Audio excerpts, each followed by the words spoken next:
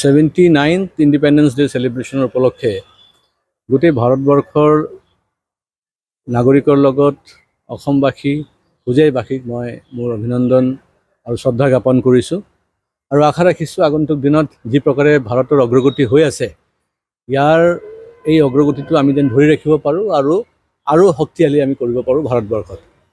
আজি গম পালোঁ যে কংগ্ৰেছৰ সভাপতি অসম কংগ্ৰেছৰ গৌৰৱ গগৈ ডাঙৰীয়া হোজাইলৈ আহিছে আৰু হোজাইত তিৰংগা যাত্ৰা তেওঁ কৰিছে বুলি খুব ভাল কথা। তিৰংগাৰ প্ৰতি শ্ৰদ্ধা হ'ব লাগে আৰু কিন্তু তেওঁ যিবিলাক বক্তব্য ৰাখিছে সেইবিলাক কিন্তু গৰিহণাযোগ্য।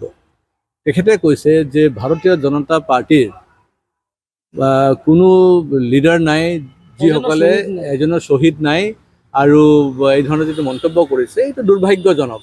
সেইটোতে বুজা যায় যে তেখেতৰ মানে মস্তিষ্কত যে ভাৰতবৰ্ষৰ বিষয়ে চিন্তাধাৰা নাই, এতিয়াও তেওঁ যে মানে ব্ৰিটিছৰ নিচিনা চিন্তা কৰে সেইটো প্ৰমাণ দিলে। আৰু এইটো হয়, আজি আমি ভাৰতৰ স্বাধীনতা সংগ্ৰামীসকলক আমি শ্ৰদ্ধা জ্ঞাপন কৰিছোঁ আৰু ভাৰতৰ স্বাধীনতাৰ আমি আজি উদযাপন কৰিছোঁ, কিন্তু সেই দিনটো আজিৰ দিনটোতো তেওঁ যে গোলাম হৈ আছে সেইটো কিন্তু প্ৰমাণ তেওঁ কৰি দিলে।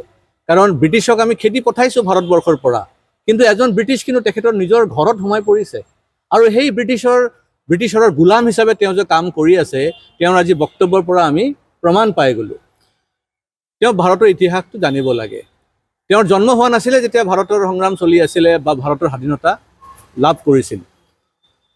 কংগ্ৰেছৰ জন্ম হৈছিল ভাৰতৰ স্বাধীনতাৰ কাৰণে। কংগ্ৰেছৰ জন্ম কিন্তু ৰাজনৈতিক মানে মুনাফা পোৱাৰ কাৰণে কিন্তু নাছিলে। কংগ্ৰেছৰ জন্ম হোৱাৰ পিছত বিভিন্ন ধৰণৰ মানুহ তাতে যোগদান কৰিছিল ভাৰতৰ সংগ্ৰাম কৰিবৰ কাৰণে, ব্ৰিটিছক খেদিবৰ কাৰণে। আৰু যেতিয়া স্বাধীনতা পোৱাৰ পিছতে মহাত্মা গান্ধীয়ে কৈছিলে যে কংগ্ৰেছক ডিছবেণ্ড কৰি দিব লাগে, মানে বন্ধ কৰি দিব লাগে, কাৰণ এই কংগ্ৰেছক লৈ পেলাই ইলেকশ্যন খেলিব নালাগে বুলি কৈছিলে। আৰু তেওঁ কিন্তু সঁচা কথা কৈছিল। সেই সময়তে যদি কংগ্ৰেছক যদি ডিছবেণ্ড কৰি দিলে হয় তেতিয়া কংগ্ৰেছৰ ইমান বিভাজন নহ'লে হয়। আমি সকলোৱে জানো ভাৰতবৰ্ষৰ কংগ্ৰেছৰ স্বাধীনতা সংগ্ৰামত তেওঁলোকৰ যিটো অৱদান, সেই অৱদানটো নস্যাৎ কৰি দিলে যেতিয়া কংগ্ৰেছ ৰাজনীতিত ভৰি দিলে। তেওঁলোকে ইলেকশ্যনত যেতিয়া ভৰি দিলে তেতিয়াৰ পৰা কংগ্ৰেছৰ বিভাজন সৃষ্টি হ'ল আৰু কংগ্ৰেছ এৰ পৰা জেডলৈ মানে বিভাজিত হৈ গ'ল। আমি সকলোৱে জানো যে এটা সময়ত কংগ্ৰেছ আই বুলি কোৱা হৈছিলে, মানে কংগ্ৰেছ ইন্দিৰা। কংগ্ৰেছ কিয় ইন্দিৰা বুলি কৈছিলে? কাৰণ কংগ্ৰেছৰ বিভাজন হৈছিলে।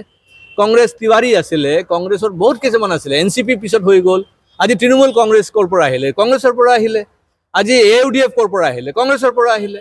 এই বিভিন্ন পাৰ্টি দল ভাঙি কংগ্ৰেছৰ পৰা ওলাই গ'ল। এইকাৰণে কংগ্ৰেছৰ মান ইজ্জত চেছ কৰি দিলে এই কংগ্ৰেছীবিলাকে।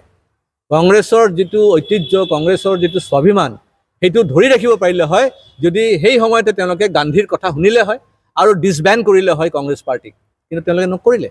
আৰু আজি গৌৰৱ গগৈৰ নিচিনা মানুহৰ পৰা আমি এইবিলাক শুনিবলগীয়া হৈছে, যি ব্যক্তি নিজৰ ঘৰতে ব্ৰিটিছৰ গোলামী কৰি আছে। ব্ৰিটিছে যিটো ক'ব সেইটো তেওঁ কৰিব। আজিও ব্ৰিটিছে যদি কৈছে পাকিস্তান যাব লাগিব তো পাকিস্তানত গৈছে।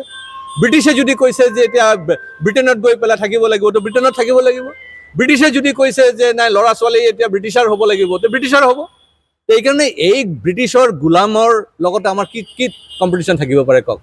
আজি হোজাইত আহিছে, তেখেতে তিৰংগা যাত্ৰা কৰিছে। কাক লৈ কৰিছে? যিসকলৰ কাৰণে দেশ বিভাজন হৈছিল।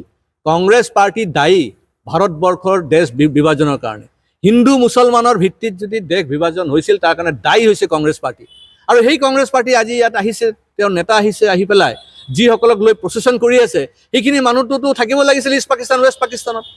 তেওঁলোকে ইষ্ট পাকিস্তান ৱেষ্ট পাকিস্তানৰ পৰা আকৌ পলায়ন কৰি ভাৰতবৰ্ষত আহি সোমাই জালি কাগজ বনাই এতিয়া আকৌ কংগ্ৰেছ পাৰ্টিক যোগদান কৰি আৰু গৌৰৱ গগৈৰ পিছফালে থিয় দিছে।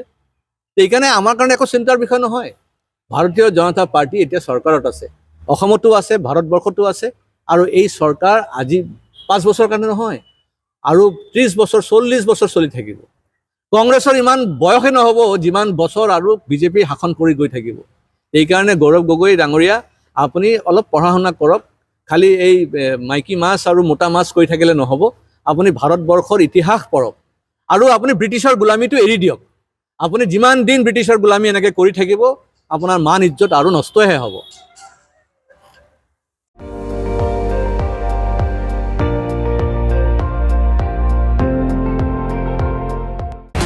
আপুনি চাই আছে ND24, সৰ্বশ্ৰেষ্ঠ নহয় সৰ্বোত্তমৰ দৌৰত।